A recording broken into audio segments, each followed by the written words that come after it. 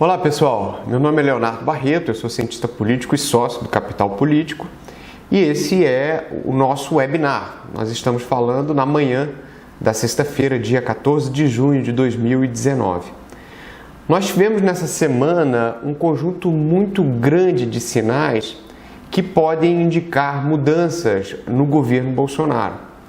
Uma semana muito cheia que começa com o vazamento de mensagens trocadas entre o juiz Sérgio Moro e o grupo de procuradores de Curitiba, que anunciava uma votação muito difícil por pedido de crédito suplementar, que caso não fosse aprovada, geraria uma paralisia do governo federal, a apresentação do relatório da Previdência e que termina com a demissão, se não surpreendente, mas pelo menos sem um aviso prévio do ministro Santos Cruz.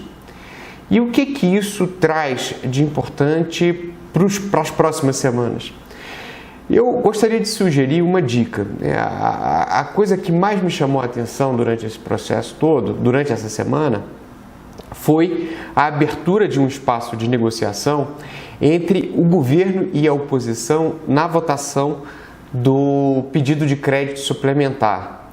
A oposição alardeou que conseguiu garantir alguns bilhões para programas sociais, especialmente o Minha Casa Minha Vida, e também liberou algum dinheiro para as universidades, ou seja, conseguiu mostrar algum tipo de serviço para os seus públicos preferenciais. Para o governo foi uma boa, que conseguiu aprovar o pedido de crédito suplementar por unanimidade. Todos os deputados presentes na sessão conjunta e todos os senadores presentes votaram pela aprovação do crédito suplementar. Uma sinalização de que aquela comunicação do governo de que se não aprovasse faltaria dinheiro para programas sociais teve efeito positivo sobre os parlamentares. Ninguém quis se arriscar a parecer contrário, ou melhor, a favor da interrupção do crédito suplementar. Mas, voltando um pouco, a questão mais importante não é o crédito suplementar em si, né? Mas a margem, o espaço de negociação que se abriu, né, para que houvesse esse consenso. Foi a primeira vez que isso aconteceu nesse governo. E a gente sabe que esses espaços são muito importantes para o futuro da governabilidade do nosso país. Nós termos dois atores que não conversam, que estão o tempo todo jogando jogos de tudo ou nada, termos esse tipo de relação é o principal fator de instabilidade e imprevisibilidade política do país. Então, eu percebi, né, nessa disposição, tanto da oposição quanto do governo, um sinal, né, de que aos poucos pode se constituir um espaço de diálogo. E tudo isso nos leva ao modelo de funcionamento que a gente tem visto do Congresso até aqui. Com um governo sem disposição de montar uma base parlamentar e gerenciar um presidencialismo de coalizão nos modos tradicionais, isso levou o Congresso Nacional a se adaptar e a trabalhar a seguinte estratégia: tentar pressionar o governo, mas sem fazer a sociedade de refém. Esse Congresso é um Congresso muito preocupado com a visão que a opinião pública vai fazer dele. Então, nas questões econômicas mais importantes, mais essenciais para o país, o Congresso Nacional aprova aquilo que há consenso, né, que seja importante para a economia voltar a funcionar, e concentra os seus vetos, né, concentra a sua oposição em assuntos laterais, especialmente aqueles que têm relação direta com a pauta bolsonarista.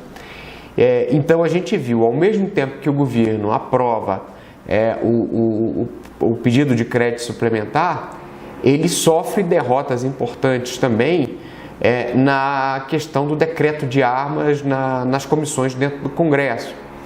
Então esse é um governo, ou melhor, esse é um Congresso que estabeleceu hoje esse modelo de relação.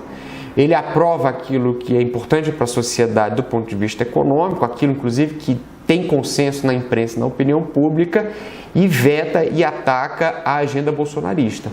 Durante muito tempo nós especulamos sobre como seria esse modelo de convivência, esse modelo de equilíbrio entre o Congresso e o governo Bolsonaro. E parece que a gente tem pistas nesse sentido. E esse modelo de convivência entre o Congresso e o governo nos leva ao nosso terceiro assunto, que é a apresentação do relatório da reforma da Previdência pelo deputado Samuel Moreira, do PSDB de São Paulo, que aconteceu na comissão especial. É um relatório mais suave, né, do que aquele que o governo apresentou originalmente, mas ao mesmo tempo ele representa uma economia maior do que aquela que seria obtida pela proposta do ex-presidente Michel Temer, que circulou no Congresso entre 2017 e 2018.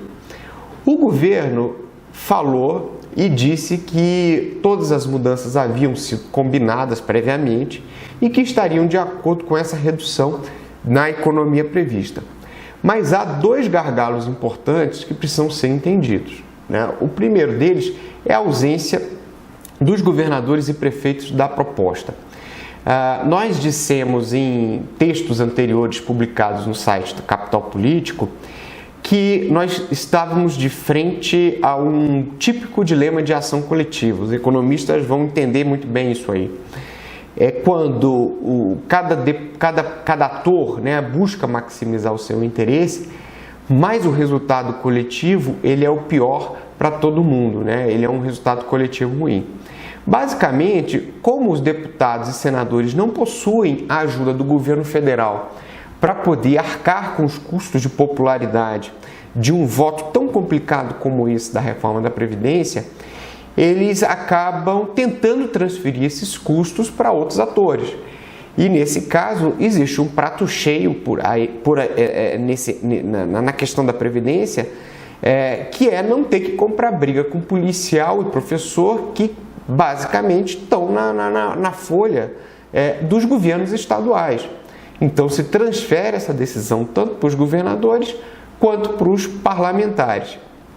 Existe uma possibilidade dos estados e municípios voltarem? Existe, mas ela é pequena. Hoje, esse relatório, ele representa algo muito próximo do consenso possível aqui dentro do Congresso Nacional. Isso significa que essa decisão apresentada no relatório é sim a decisão mais realista e mais próxima daquilo que o Congresso pode aprovar como reforma da Previdência. Então deveria acontecer um evento muito dramático, um apelo muito dramático dos governadores, com apoio de parlamentares da oposição, enfim, para mudar essa disposição do Congresso Nacional de manter estados e municípios de fora, né, da reforma da Previdência. É possível, mas hoje não é o caminho mais provável. E o segundo aspecto importante é que saiu da reforma o sistema de capitalização.